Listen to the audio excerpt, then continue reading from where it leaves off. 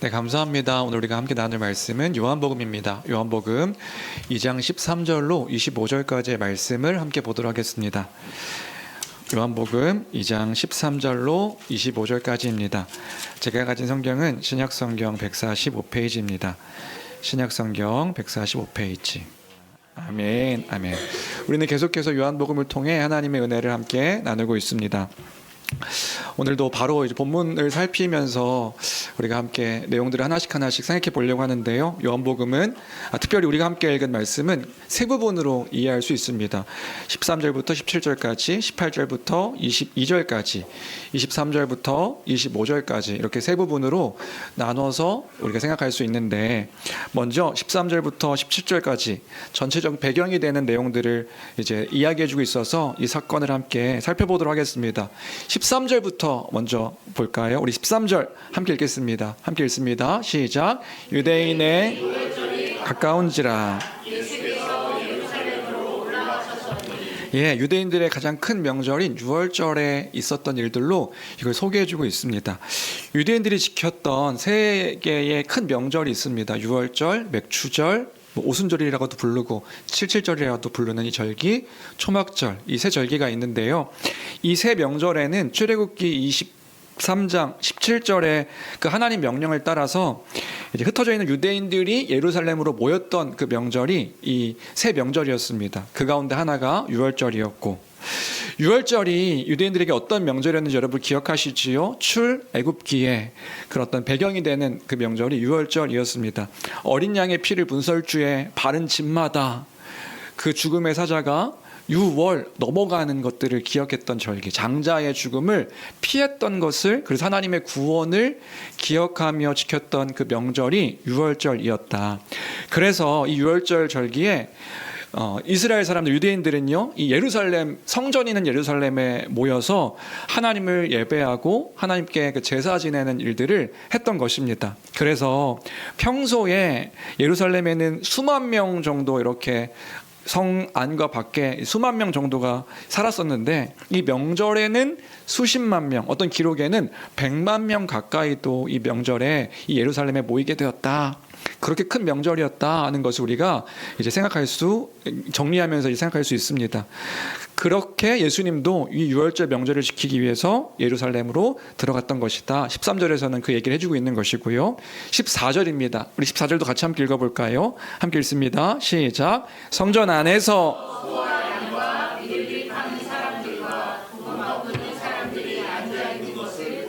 예, 그렇게 소, 양, 비둘기 파는 사람들이 있고, 또 거기 사는 사람들도 있고, 돈 바꾸는 사람들이 있는 것을 보셨다는 겁니다. 성전 안에. 이것도 무슨 얘기냐? 왜 성전 안에 동물 파는 사람들과 돈 바꾼 사람들이 있었을까? 이 배경을 이해할 필요가 있습니다. 오늘 본문을 이해하기 위해서 어떤 큰 그림들을 그리면서 배경을 이해할 필요가 있는데, 예, 유월절에 예루살렘으로 모인 그 유대인들이 하는 두 가지의 큰 일이 있었습니다. 그 두 가지 큰 일이 뭐냐면, 하나는 유월절에 제사를 지내는 것, 하나님께 제사를 드리는 일들을 이 유월절 이 성전 안에서 이제 그 절기에 행했다. 유월절을 기념해서 흠없는 어린 양을 미리 준비해서 유월절 제사를 드리는 거죠. 그래서 그 어린 양을 제사장 앞에 이제 갖다 놓으면 제사장이 이제 검수하고, 하나님께 바칠 수 있는 제물을 이제 검수하고, 그 제물을 이제 하나님께 제사로 바치게 되는 것입니다. 이 제물의 의미는 뭐냐? 구원에 대한 감사를 기억하는 그 감사의 제물이었던 거죠. 하나님께서 우리를 구원하셨으니 감사합니다. 기억하는 예물이 이 흠없는 어린 양을 바치는 그 제사의 그 제물이었다. 그리고 그렇게 바쳐진 제물들은 어떻게 되는가? 다 이제 하나님께 제사 드린 후에 고기를 돌려받는 거예요. 그럼 돌려받으면 저녁에 가족들이 함께 모여서 양고기와 누룩 없는 그 떡과 포도주를 함께 마시며 유월절 식사를 하는 것이 그들 유대인들의 문화였습니다. 유월절에 행했던 문화. 받은 고기를 가족들과 함께 나눠 먹는 거예요. 저녁에 떡도 먹고 누룩 없는 떡, 그리고 포도주도 함께 마시면서요. 그러면 저녁에 가족들이 둘러 앉아서 함께 식사를 할 때에 뭘 하느냐? 집의 가장인 아버지가요, 유월절에 대해서 이 가족들에게, 자녀들에게 교육을 시킵니다. 하나님께서 이 애굽에서 종살이하던 우리를 어떻게 구원하셨는가? 애굽에서 우리가 종살이 했었는데 하나님께서 아브라함과 맺으신 그 언약을 성취하심을 통하여 우리를 구원하셨다는 이야기. 왜 구원하셨는가? 당신의 백성 삼으시려고, 하나님의 나라를 이루시려고, 이런 이야기들을 이제 함께 식사하면서 아버지가 자녀들에게 가르쳐 주는 거죠. 그럼 어떻게 됩니까? 자연스럽게 구원 역사, 구속사에 대한 그 교육들이 이 가정에서 그 하나님의 구원의 일들을 가르치는 거예요. 교육이 되는 겁니다. 이런 게 유대인들의 문화였다. 그러면 그때 어린 양만 잡는가, 유월절 제사만 드리는가? 그렇지 않았다고요. 하나님께 화목 제사도 드리고 속죄 제사도 드리고, 그때 돈이 많았던 사람들은 소를 잡아서 하나님께 제사 드리기도 하고요. 가난한 사람들은 비둘기를 잡아서 제사 드리기도 하고요. 평범하게는 양을 잡아서 제사 드리기도 하고요. 그렇게 하나님께 제사 지내는 일들을 이 유월절 절기에 크게 하나의 일들로 했었다. 또 하나는 뭘 했냐면요, 이 유월절에 그 사람들이 이제 성전에 오니까 성전세를 바치는 일을 또 이제 했었습니다. 이것도 출애굽기 30장에 보면 이제 성인 유대인 남성들은 성전세를 반세겔씩 바쳤어야 됐는데, 부자든 가난한 자든 공평하게 반세겔의 그 돈을 이 성전에 바치는 일을 했습니다. 그럼 성전세를 내면 이 성전세로 뭐 하는 건데, 성전 유지비로 사용되는 거예요. 제사장들이 성전 제사를 준비하고 제사용 동물을 구입하고 노후된 성전을 보수하기도 하는 그 일들을 하기 위해서 유대인들 20세 이상의 성인 남성들은 이 성전세를 냈어야 됐다. 이렇게 이 두 가지를 하나님께 제사 지내는 일과 성전세를 바치는 일을 이 유월절 절기에 했었다. 이러한 이해 속에서 14절을 보면 이제 어떤 배경인지가 좀 그림이 그려지는데, 그런데 이해는 되죠. 제사도 지내고 성전세도 내고. 근데 왜 성전에 하나님께 제사 드렸던, 예배 드렸던 성전에 동물을 장사하고 돈을 바꾸는 이 시장이 생겨나게 된 것일까? 이런 질문을 하게 되는 거죠. 그런데 이게 본래는 이 시장이 이 예루살렘에 형성된 것은 목적이 뭐였냐면, 먼 지역에서 오는 순례객들을 위해서, 그들의 편의를 위해 이 시장이 본래는 형성되었던 것이에요. 그런데 아니요. 그 유대인들이 이곳에 와서 제사를 지내야 되는데, 그 제사는 어떤 제물을 드려야 되냐면 흠없는 어린 양, 흠없는 제물. 왜요? 하나님께 제물을 바치는 거니까 이 제물을 드릴 때 그냥 막 어디 대충 저 들판에서 노는 거 잡아다가 하나님께 드리는 그런 제물이 아니었다고요. 하나님께 귀하게 드리는 제물인지라 흠없고 문제없고 탈없는 그런 제물들을 가지고 와서 하나님께 바르게 예배하고 싶었기 때문에 그들을 위해서 생겨난 게 이 시장이었던 것이라고요. 그러니까 예루살렘으로 오는 그 여행자들이 다른 먼 지역에서 어린 양을 또는 제물들을 데리고 오면 어떤 일들이 발생할까요? 어린 양만이 아니라 소나 비둘기나 다른 어떤 제물이라도 그렇죠. 오다가 상처가 날 수도 있고요. 병드는 일이 발생할 수도 있고요. 또 오다가 죽는 일도 생길 수 있으니까 재물을 곱게 가져오는 게 쉽지 않은 거예요. 그들의 문화상. 뭐 차를 끌고 오는 것도 아니잖아요. 차를 끌고 오더라도 상처가 날 수 있죠. 그러니까 뭐 이구 와요? 그런 것도 아니잖아요. 그러니까 이들을 위해서 시장이 생겨나게 된 것이다. 그리고 성전세를 내는 돈도 문제가 있었습니다. 그 당시에. 왜냐하면 성전세로 반세계를 냈어야 됐는데, 당시에는 로마의 전국적으로 전 그 나라가 로마의 지배를 받고 있으니까 그때 쓰던 화폐가 뭐였냐면 그리스 로마의 화폐를 사용했던 거죠. 전 세계적으로 그냥 통용되던 화폐가 그리스 로마의 화폐인데, 심지어는 그 동전에는 어떤 그림이 그려져 있냐면 황제의 얼굴이 그려져 있는 거예요. 황제의 얼굴이 그려져 있으니까 하나님 앞에 드리는 성전 헌금으로 그 화폐를 사용할 수 없는 거예요. 그러니까 유대인들은요, 세겔, 이게 화폐거든요. 화폐, 우리 뭐 원, 달러 이런 것처럼 이제 그 화폐를 하나님 앞에 이제 내려고 하다 보니 직접 이 세계를 구하는 게 쉽지 않은 거죠. 왜냐하면 사용되지 않는 화폐니까요. 그러니까 로마 돈을 이 세겔로 바꿀 환전 상인이 필요했던 겁니다. 이렇게 순결하게 유월절을 지키기 위해서 예루살렘에 이 시장이 형성됐던 것이다. 그런데 역사적 자료를 보니까 처음 시작은 성전에서 이 시장이 시작된 게 아니더라고요. 그럼 어디에 시장이 있었는가? 예루살렘 성 성벽 바깥에 감람산 근처에 본래는 시장이 형성됐다고 합니다. 그러다가 시간이 지나서 성전 밖에 시장이 형성돼서 그 재물과 그 헌금, 그 성전세를 낼 수, 세금을 낼 수 있는 그 세계를 바꿀 수 있는 그런 환경이 조성됐었는데, 문제는 예수님이 활동하시는 시기 그 수십 년 전에 제사장 가문에서 이 시장권을 성전 안쪽으로 가지고 오면서 문제가 생기기 시작했던 거예요. 이 제사장 가문이 왜 이 성전 안쪽으로 시장을 옮겼을까? 상상이 되시지요? 이유가 분명하지요. 자신들의 이득을 취하기 위해서, 이 성전 밖에서 형성됐던 시장을 성전 안으로 끌고 들어오게 된 것이라고요. 성전 안에 있으면 어떻게 됩니까? 시장이 있으면요, 강매하기도 쉽고요, 장소를 제공하는 임대료도 받고 수수료도 제사장 가문이 챙길 수 있으니까 어느 순간에 이 성전이 어떻게 됐냐면 거대한 종교 비즈니스 센터가 되어져 버린 거지요. 그렇게 형성된 것이 지금 이 성전 안에서의 이 시장의 모습이었다. 여기까지 상황이 이해되실까요? 이런 상황이 이해될 때에 14절에 지금 성전 안에 왜 소와 양과 비둘기 파는 상인들과 이 환전 상인이 있었는지 우리가 이제 이해할 수 있게 됩니다. 그럼 이런 이해 속에서 우리가 이제 상상력을 이제 동원할 때가 됐는데, 한번 그 성전을 상상해 보는 거예요. 그때 성전 안의 상황과 분위기는 어떠했을까? 어떤 상황이었을까? 그때 유월절 절기가 무교절 절기까지 해가지고 8일 동안 이 명절이 진행됐거든요. 그때 100만 명 가까이 이 성전 안에 제사를 지내기 위해서 사람들이 모였다고 한다면 이 성전 안은 어떠한 그 상황과 상태가 됐을까요? 동물들의 울음소리부터 시작해서 장사하는 사람들의 그 흥정과 사람들의 소리로 아주 그 성전이 시끌벅적한 상태가 되어졌겠지요. 냄새는 어땠을까요? 그 성전에서 어떤 냄새가 났을까요?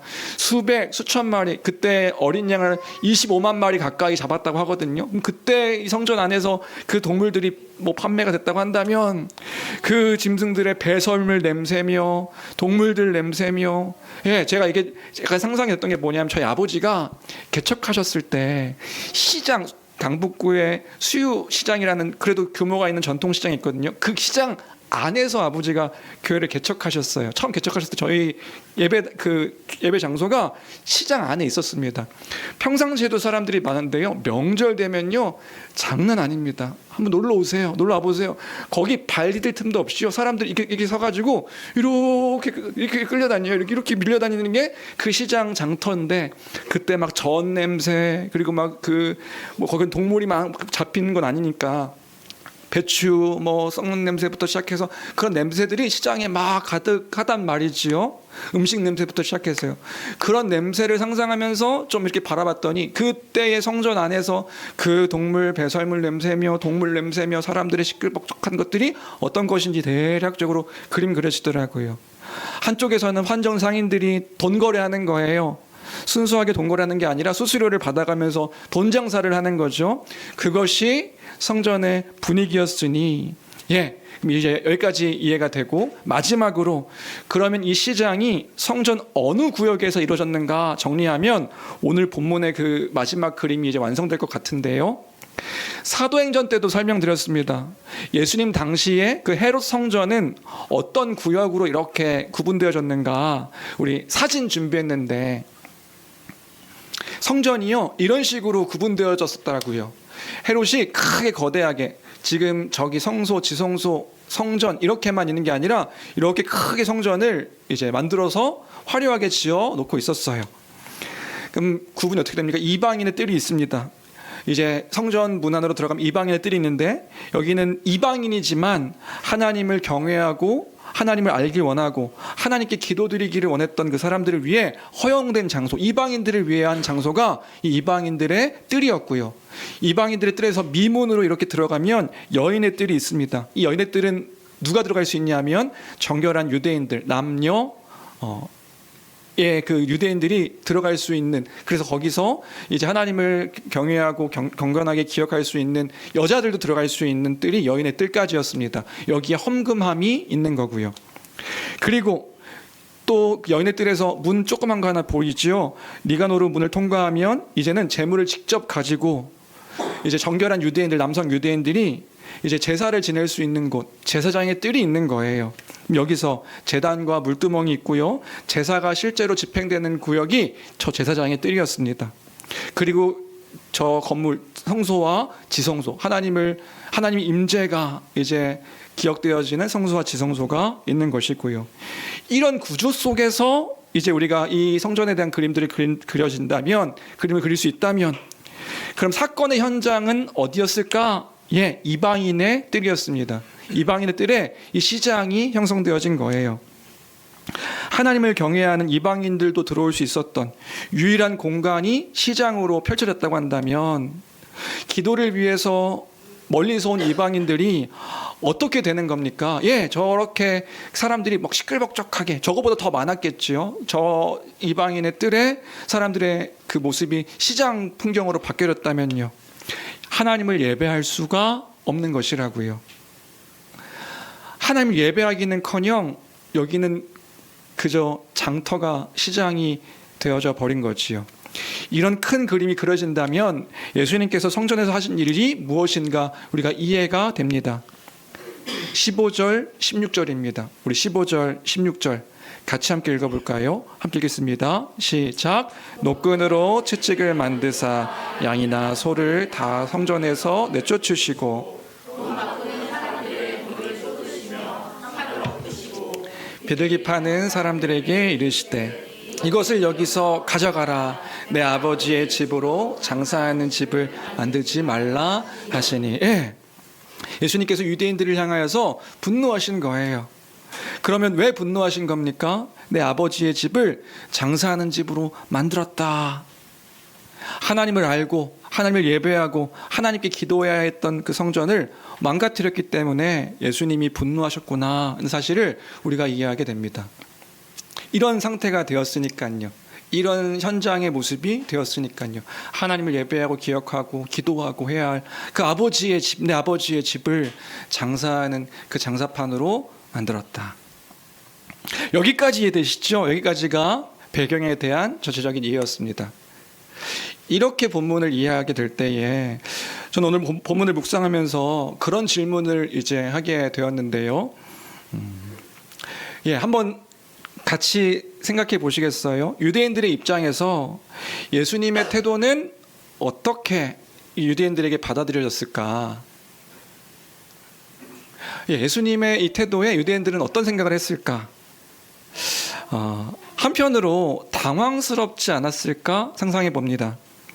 왜냐하면 여기에 모였던 그 수십만의 유대인들은, 그 사람들은요, 지금 자신들이 하는 일들을 장사한다고 생각하지 않았을 것이기 때문에 그런 거죠.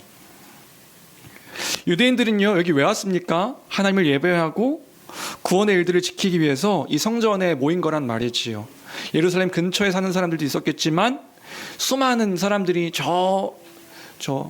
다른 나라에서부터 이렇게 유월절 절기를 지키기 위해서 이 예루살렘에 수일, 수십일 걸쳐서 이 예배드리기 위해 이 자리에 왔다고 한다면, 매해 그랬듯이 이 유대인들은요, 그렇게 예루살렘까지 온 것이고요, 좋은 제물을 드리고 성전세를 바치기 위해서 온 사람들이니까 예수님의 이 지금 분노의 모습이 잘 이해되지 않을 수 있겠다 생각이 드는 거예요. 장사하는 사람들도 마찬가지죠. 제사장 가문이 허락해 줬다고요.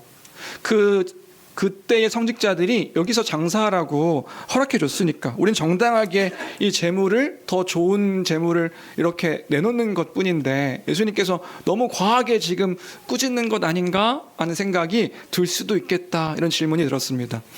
성전 관리자들의 태도를 꾸짖는다면 오케이지요. 그런데 예수님께서 지금 전체를 다 잘못한 것처럼 말씀하시면서 이렇게 분노하시니까 지금 뭔데, 이 사람 뭔데? 그리고 왜 이걸 일반화시키면서 우리에게 다 잘못했다고 이야기하는데? 라고 생각하면서 억울하다 생각할 수도 있겠다는 질문도 해보았습니다.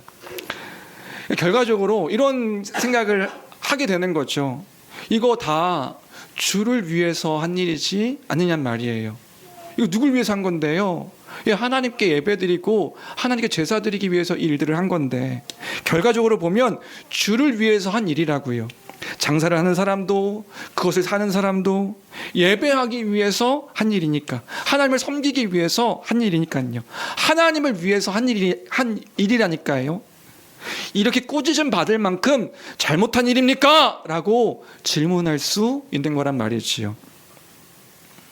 그리고 아마도 이런 태도가 왜 이런 생각이 들었냐 하면, 제가 갖고 있는 그런 생각일 수도 있겠다는 그런 묵상하면서 그런 질문도 해봤습니다. 우리의 태도는 아닐까?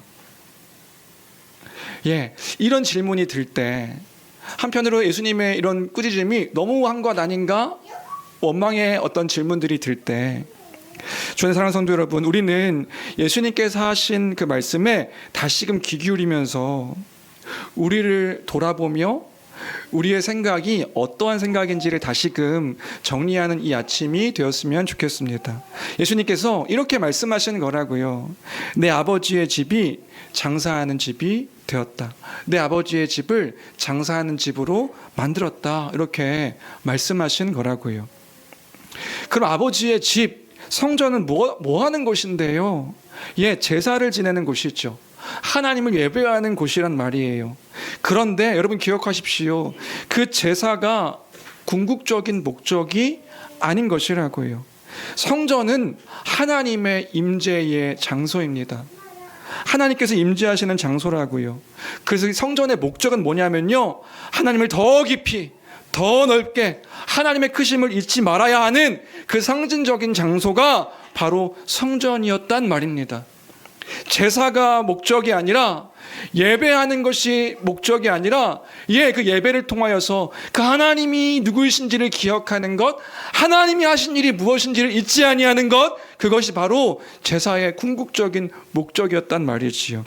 6월절에 모였습니다. 하나님의 구원의 사건을 기억하면서 그 명절에 놓치지 말아야 될 것이 하나님의 구원의 일들이었단 말이에요. 예루살렘 성전에 모여서 그들이 해야 할 일들이 무엇입니까? 그들이 해야 할 일은 하나님의 구원의 일들을 기억하며 자신의 뜻과 분주함 속에서도 하나님을 묵상하는 것, 그것을 놓치지 말아야 되는 것이 그 유대인들, 하나님의 백성들이 해야 할 태도와 모습이었단 말이에요. 그런데 유대인들이 정말 가장 중요하게 놓치고 있는 것이 무엇이었습니까? 그 하나님의 크신 일들, 6월절에 하나님 백성들이 모인 진짜 이유를 놓치고 있으니까. 그것을 잊었다는 것, 우리 어떻게 알 수 있습니까? 이방인의 뜰의 모습을 보면 알 수 있는 것이란 말이지요. 이방인들의 뜻은 어떤 곳인데요? 이방인의 그 뜰이요, 하나님을 예배하는 장소였다고요. 누가요? 하나님을 경외하는 이방인들이 기도할 수 있었던 곳, 하나님을 묵상할 수 있었던 곳, 그곳에 오면 이방인들이 하나님을 기억하는 거예요. 유일한 예배의 장소였습니다. 그들이 참여할 수 있는 유일한 예배의 장소, 허용된 장소, 그들도 하나님을 묵상하며 그 백성들의 경건함을 볼 수 있는 유일한 장소. 하나님 백성들이 어떻게 하나님을 예배하는데, 어떻게 제사를 드리는데, 그것을 볼 수 있는 유일한 장소가 이방인들의 뜰이었는데, 그런데 거기서 보게 된 것은 무엇입니까?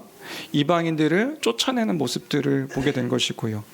제사를 드린다는 이유로 물건을 사고 파는 장터의 모습이 됐고, 오물 파티의 그런 장소가 되어버렸으니까. 그러면 우리가 유대인이었다고 한다면 그렇게 물을지 모르겠습니다. 우리가 이방인까지 신경 써야 됩니까? 우리가 하나님 예배하는데 다른 것까지도 신경 써야 됩니까? 왜요? 이곳은 아버지의 집이니까요. 하나님께서 임재하시는 하나님의 뜻이 선포되어지는 그 거룩한 자리이니까요. 그 하나님의 뜻이 무엇인지를 기억했어야 되는 것이란 말입니다. 하나님의 그 크신 이 일들이 무엇인지를 잊지 말았어야 되는 것이란 말이에요. 누가요? 하나님의 백성들이요. 이사야서 56장을 보면 이런 말씀이 있습니다. 우리 이사야서 56장, 이 구약의 말씀을 유대인들은 기억해야 했지요. 하나님의 뜻이니까요. 우리 이사야서 56장 6절 7절 같이 함께 읽어볼까요? 함께 읽겠습니다. 시작. 또 여호와와 연합하여 안식일을 지켜 더럽히지 아니하며 나의 언약을 굳게 지키는 이방인마다 내가 곧 그들을 나의 성산으로 인도하여 기도하는 내 집에서 그들을 기쁘게 할 것이며 그들의 번제와 희생을 나의 제단에서 기꺼이 받게 되리니 이는 내 집은 만민이 기도하는 집이라 일컬음이 될 것입니다. 예, 내 집은 만민이 기도하는 집이 될 것이기에 이것이 하나님의 뜻이었다고요. 하나님을 경외하는 자들이 하나님을 예배하는 그 자리가 될 것이라고. 내 편의와 생각보다 더 귀하게 여겨져야 하는 자리가 성전이어야 했던 것이란 말입니다. 왜요? 하나님이 임재하시는 자리니까요. 하나님 함께 하시는, 거하시는 곳이니까요. 그런데 하나님 백성이 모인 그 자리에 정작 하나님의 뜻은 사라지고 자신들의 편의만 생각하게 될 때에 성전이 뭐가 돼버린 겁니까? 장터가 되어져 버렸다고요. 그 장터됨이 나쁜 겁니까? 아니요. 그 이스라엘 백성들이 하나님을 바르게 제사 지내기 위해서 그 장터가 형성된 것이라고요. 우린 예배하기 위해서 이렇게 만든 것입니다. 하나님을 경배하기 위해서 더 좋은 제물을 주님께 드리기 위해서 성전 세금, 그 성전을 더 잘 관리하기 위해서 우리가 이렇게 세금 내려고 만든 거라고요. 그런데 그게 하나님의 뜻이 아닌 것이었단 말이에요. 조금 더 생각해 볼까요? 성전이 종교 기득권자들의 그 탐욕이 가득한 현장이 되어져 버렸다고요. 대제사장 가문과 권력 있는 사람들이 짝을 이뤄서 거대한 사업을 하는 그 자리가 되어버렸단 말입니다. 그런데 그렇다고 한다면 유대인들이 이거 몰랐을까요? 제사장들이 지금 이걸로 지금 큰 이득을 벌려고 하는 거구나. 이거 유대인들이 몰랐을까요? 알죠. 암요, 알죠. 아는데 그것에 대해서 바꾸지 않아요. 왜요? 왜? 그게 익숙해져 버렸으니까요. 그게 싫지 않으니까요. 그게 더 편하거든요. 하나님의 임재 장소에서 돈놀이를 하고 시장터가 돼서 오물나는 그 냄새가 가득한 성전이 되어져 버렸는데 시장 생각하면 재물들 놓고 골라 하지 않았을까요?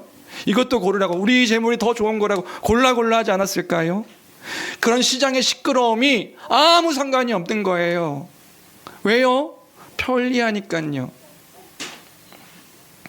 그러면 이러한 상황임을 기억했을 때 예수님께서는 왜 이 성전을 보며 분노하셨을까요? 노끈을 만들어서 그 동물들을 다 쫓아내시고, 여러분 상상해 보십시오. 분노입니다. 막 다 이 동물들을 성전 밖으로 다 쫓아내시고요. 돈 바꾸는 사람 그 상을 엎어버리신 거예요. 내 아버지의 집을 장사하는 집으로 만들었다 너희가. 그렇다고 한다면 예수님께서는 왜 분노하셨을까요? 제사를 잘 안 드려서 분노하신 걸까요? 재물이 막 흠이 많고 거룩한 재물이 아니어서 분노하신 건가요? 아니요, 그렇지 않다고요. 예수님께서 분노하신 것은 아무도 하나님의 마음을 헤아리지 않고 아무도 일에 대해서 아파하지 않고 이 일에 대한 아무런 무감각한 그 유대인들의 하나님 백성된 이들의 그 상황을 보니까 분노요, 또 한편으로는 슬픔이요, 애통인 것이지요. 이 백성이 형식은 있는데 아무도 하나님을 사랑하지 않음에 대한 애통과 그 분노와 슬픔이 예수님께서 하신 그 말씀의 의미란 말이에요. 내 아버지의 집을 장사하는 집으로 너희가 만들었다. 내 아버지의 집인데 이 아버지의 집을 장사하는 집으로, 그게 이방인들이 한 게 아니라고요. 하나님 백성인 유대인이 한 것이란 것을 기억할 때에, 그러니까 지금 예수님의 외침은요, 단순히 장사하지 마라가 아니에요. 그 강조가 아니라고요. 그걸 넘어서서 지금 예수님께서 하나님 백성들에게 꾸짖으신 것입니다. 아버지의 마음을 헤아려서 그 마음으로 사는 자들, 진심으로 하나님을 사랑해서 그 사랑으로 행하는 자들이 없음에 대한 애통이라는 것을 우리가 이 말씀을 통하여서 기억하는 이 아침이 되어야 될 줄로 믿습니다. 우리는 어떠한가? 이 말씀을 준비하면서 호세아 선지자가 이제 외쳤던, 하나님 말씀을 전했던 호세아 선지자를 통해서 말씀하신 하나님의 그 말씀이 기억나는데요. 호세아서 6장 6절에 이런 말씀이 있습니다. 그 타락한 이스라엘 백성들을 보며 호세아 선지자를 통하여 하나님께서 이런 마음을 선포하셨지요. 우리 같이 함께 읽어볼까요? 함께 읽겠습니다. 시작. 나는 인애를 원하고 제사를 원하지 아니하며 번제보다 하나님을 아는 것을 원하노라. 지금 이 선지자의 외침이 제사를 드리지 말자, 번제를 드리지 말자, 하나님께 예배하지 말자 이런 이야기인가요? 아니지요. 그게 아니라고요. 하나님께서 원하시는 제사의 행위, 하나님께서 원하시는 것은요, 제사의 행위, 그 번제의 제물이 아니라 하나님을 아는 것을 원하고 하나님을 사랑하기를 원한다는 것을 이 하나님의 백성들에게 말씀하시는 거란 말이에요. 여기서 6절에 나는 인애를 원하고, 이때 이 인애가 헤세드입니다. 헤세드, 언약적 사랑. 그러니까 하나님께서 원하시는 제사는 단순히 형식적인 종교 행위가 아니라 하나님을 마음 다해 사랑하는 진실한 사랑의 제사를 원하시는 것이다. 인격적인 관계 속에서 그 관계 안에서 기뻐하고 즐거워하는 그 마음과 중심을 원하신다는 것, 그것이 지금 호세아를 통해서 말씀하시는 하나님의 마음인 것이라고요. 주 안에 사랑하는 성도 여러분, 우리는 오늘 이 말씀을 통해서 무엇을 생각하며 적용할 수 있을까? 한 주간 고민할 때에 오늘 본문을 통해서 나누고 싶은 핵심은 이것입니다. 우리 아침에 다시금 기억하는 아침이 되었으면 좋겠는데요. 우리는 주님을 지금도 사랑하는가? 나는 하나님 아버지의 마음을 헤아리며 살고 있는가? 다시금 질문하며 기억하는 이 아침 되기를 주님의 이름으로 간절히 축원합니다. 하나님을 사랑한다는 그 말이 낯간지러운 말이 되어서 주님 사랑합니다, 주님 사랑 안에 있습니다, 이 모든 것이 형식적이 되어져 버린 우리의 태도와 모습은 아닌지 다시금 기억하는 이 아침이 되었으면 좋겠어요.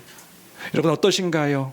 내가 하는 어떤 일들이, 습관처럼 하고 있는 어떤 행동들이 하나님을 사랑함과 하나님을 갈망함을 잊어버린 채 하고 있는 어떤 태도와 모습은 아닌지, 내 편의를 위해서만 무언가를 행하고 있는 것은 아닌지 우리가 다시금 돌아보는 이 아침이 되기를 바란단 말입니다. 누군가가 나 자신에게 묻는다면 하나님 임재 가운데 살아가고 계십니까? 하나님을 사랑하시나요? 정말 사랑하시는 모습인가요? 라고 묻는다면 여러분들 혹시 그 말이 불편하지는 않은가요? 당신이 뭔데 나한테 나의 이 태도를 판단하는가? 당신이 뭔데 나한테 그렇게 질문하는가? 불편하게만, 그래서 변명거리만 막 늘어놓는 거죠. 그런 태도와 모습은 아니신가요? 그러니까 뭔가 얘기하는 거예요. 그래도 나 지금 뭔가 하고 있다고요. 나 예배도 드리고 있고 하나님 앞에 유대인들처럼 제사 드리고 있고 거룩한 제물, 그런 헌물 주님께 드리고 있고 찬양도 하고 있고 기도도 하고 있고 나 생각하고 있다고. 나 지금 이거 할 수 있는 그 환경 안에서 나 지금 하고 있다고. 주를 위해서 살고 있다고. 뭐 하고 있는지를 계속 변명처럼 이야기하고 있지는 않느냐는 말이에요. 아니요. 그 질문이 아니라고요. 그걸 질문하는 게 아닙니다. 진짜 질문하는 건 뭐냐면요, 주의 임재 안에서 주의 함께 하심을 기억하며 그 감사함을 잊지 않으며 하나님의 그 크신 뜻이 무엇인지를 날마다 사모하며 갈망하며 갈급해하며 살아가고 있는지를 지금 이 아침에 묻고 있는 것이란 말이에요. 정말 그렇습니까?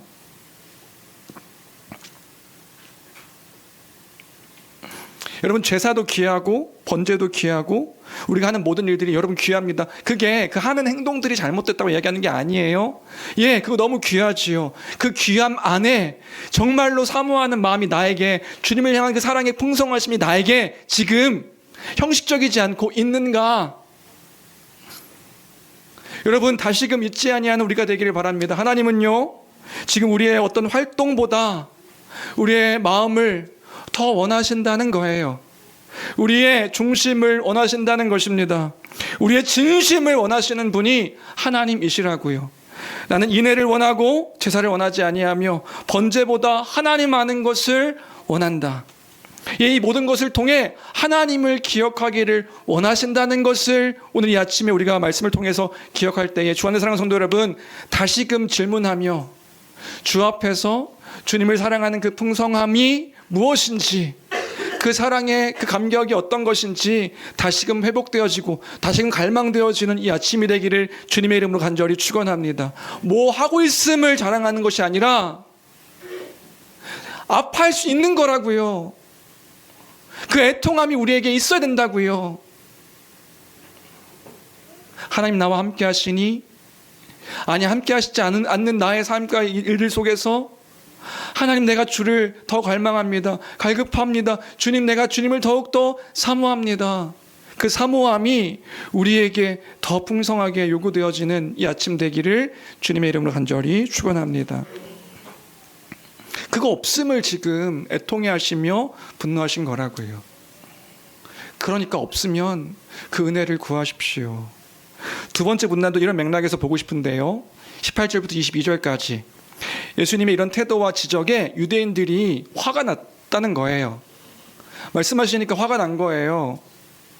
자신들이 해오던 일들에 대해서 지적을 당하니까 18절 보면 우리 18절 말씀 같이 함께 읽어볼까요? 함께 읽겠습니다. 시작. 이에 유대인들이 대답하여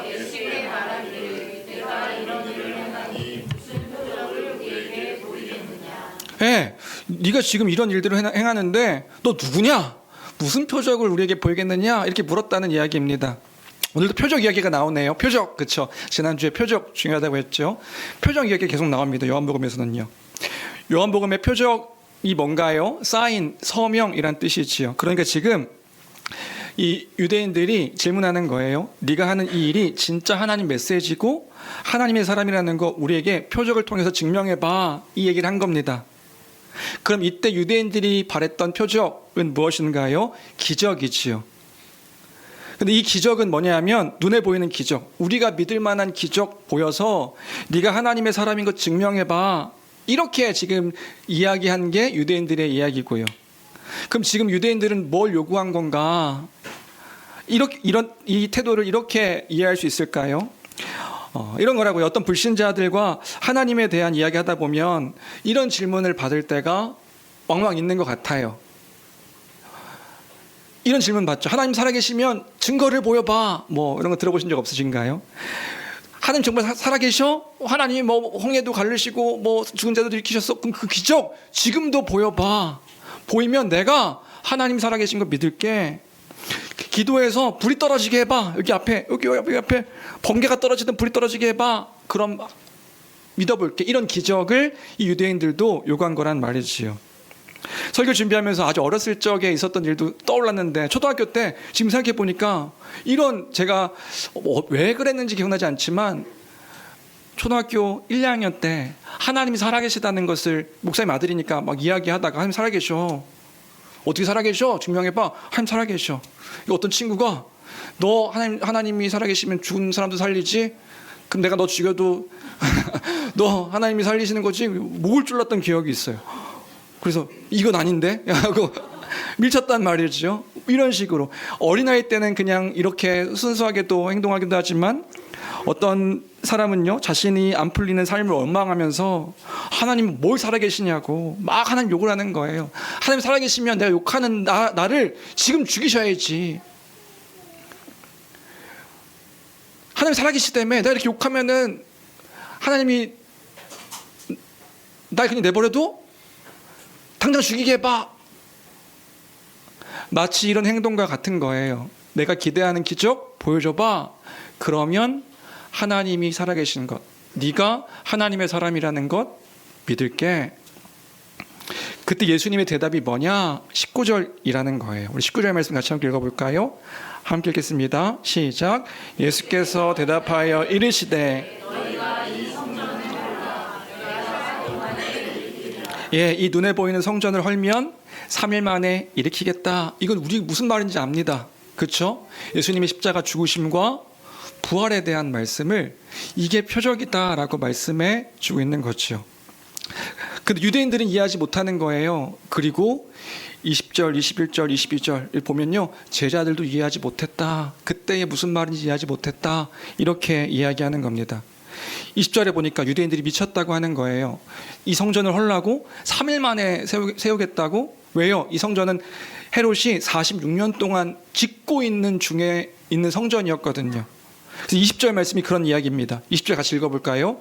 함께 읽겠습니다. 시작. 유대인들이 이르되 이 성전은 46년 동안의 지었건을 네가 3일 동안에 일으키겠느냐 하더라. 46년 동안 지어진 이 성전을 네가 3일 만에 일으키겠다고?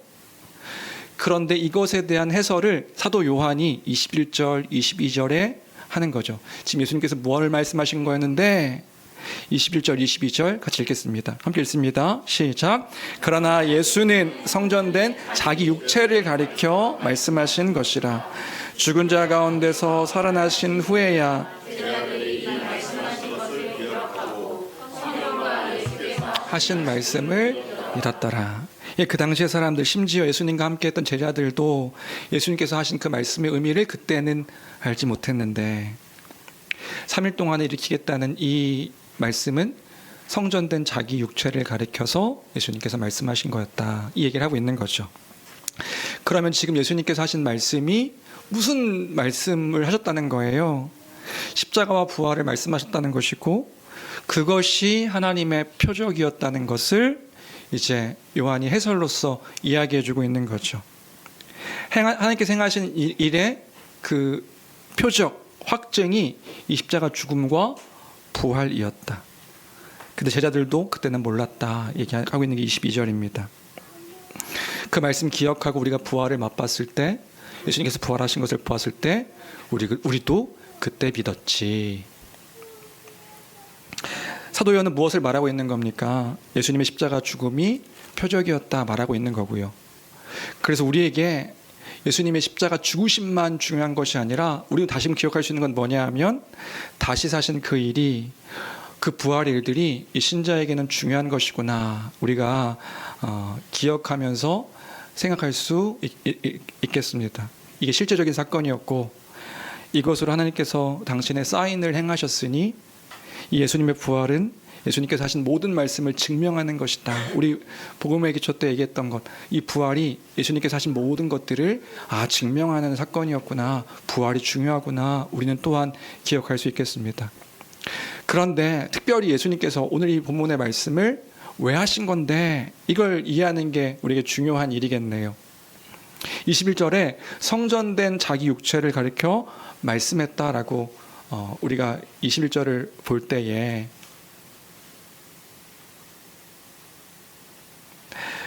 성전이 뭔데요? 성전이 뭐냐 하면 성전은요, 그 단어 자체가 거룩한 집, 성전, 거룩한 집입니다. 그럼 왜 성전이 거룩한데요? 하나님의 임재를 상징하는 곳이었기 때문에 이 성전이 거룩한 집이었다고요.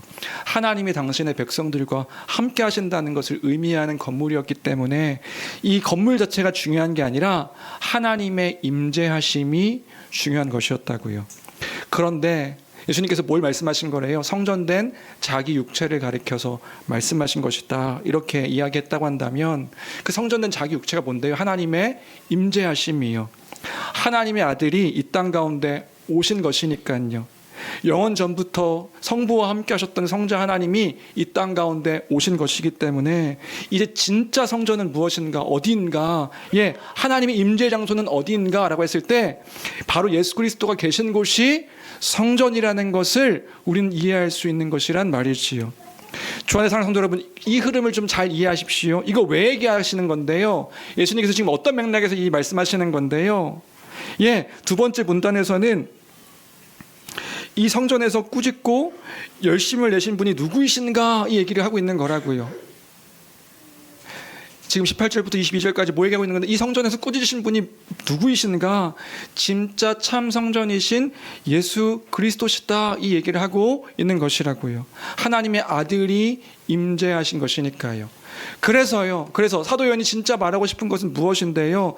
진짜 참 성전이신 예수님께서 하나님의 뜻을 이 성전 가운데 있는 사람들에게 전한 것이다. 이 얘기를 하고 있는 거란 말입니다. 그분이 누구이신데, 성전에서 지금 이 유대인들을 꾸짖은 그분이 누구이신데 참 성전이신 예수 그리스도이시고, 성전에 있는 유대인들에게 참 성전이신 그분이 하나님의 뜻을 전하고 있는 것이라는 것을 강조해서 이야기하고 있는 것이라고요.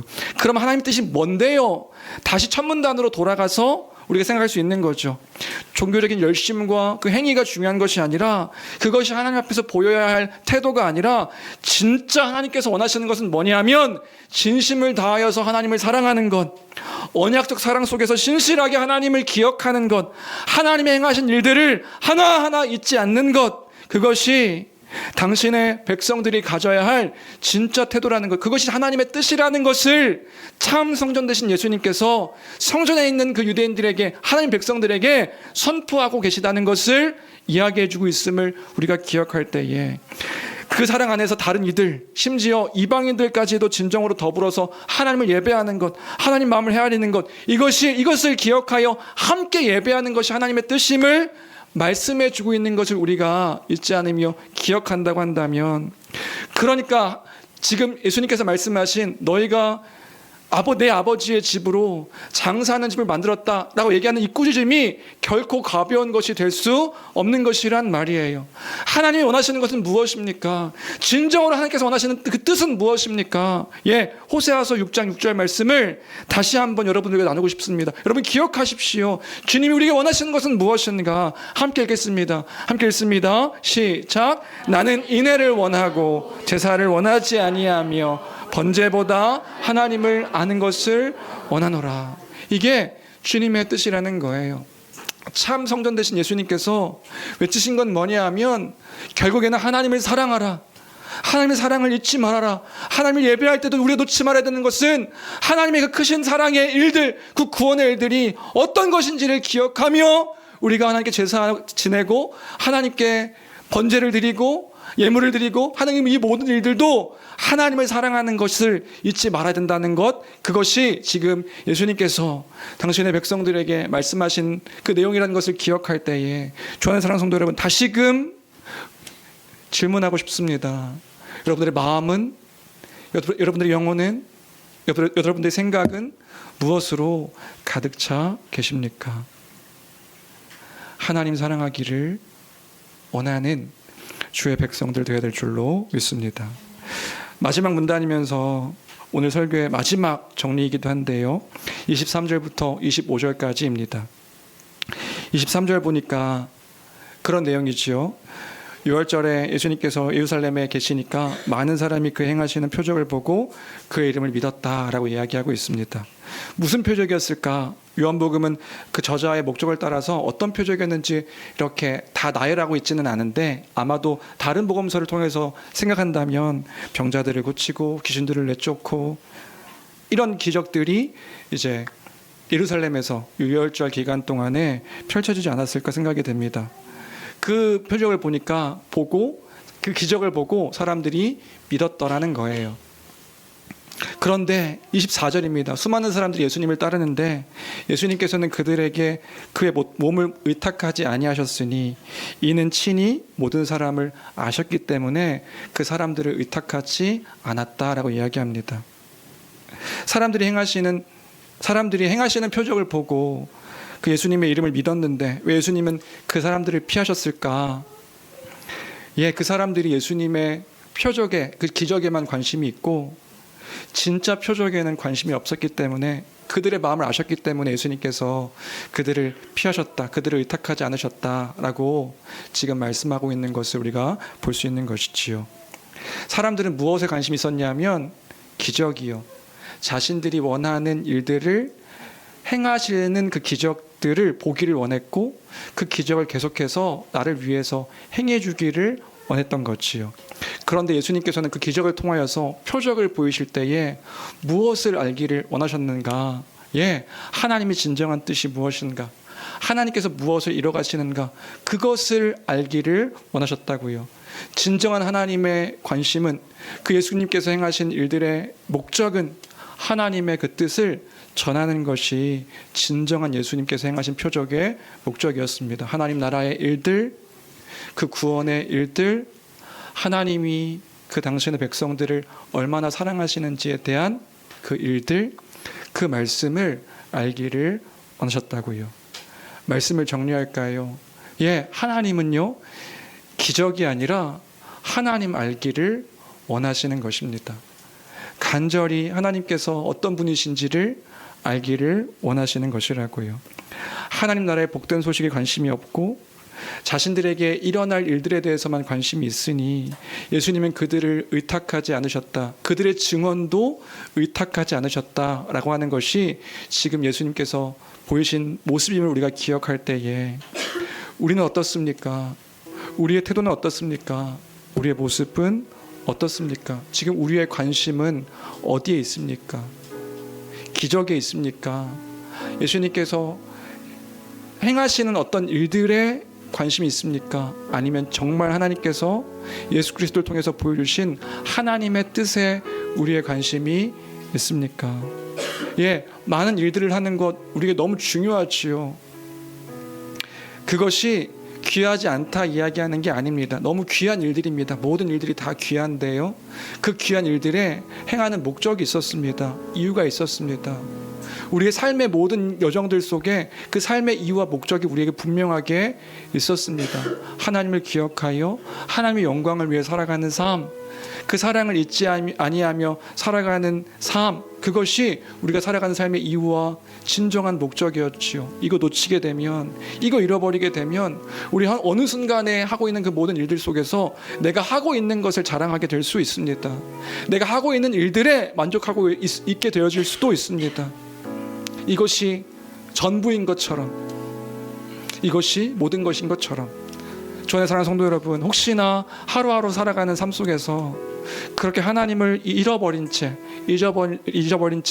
살아가고 있는 우리의 태도와 모습은 없는지요? 심지어 이 예배의 자리에 예배하기 위하여 나온 우리라 할지라도요, 예배하러 왔는데, 예배하는 우리인데, 예배하는 것에 우리가 그 태도에 만족해서 예배했으니 전부입니다 라고 말하는 태도가 우리의 태도는 아닌지 다시금 돌아보는 이 아침이 되었으면 좋겠습니다.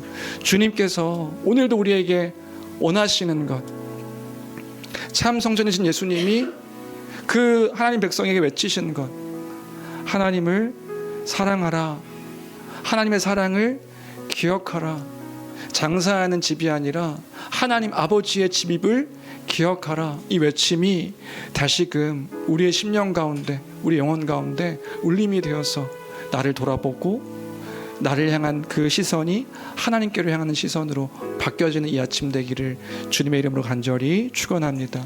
이 말씀을 기억하면서 우리 아까 고백했던 찬양, 그 마음을 함께 고백했으면 좋겠는데요.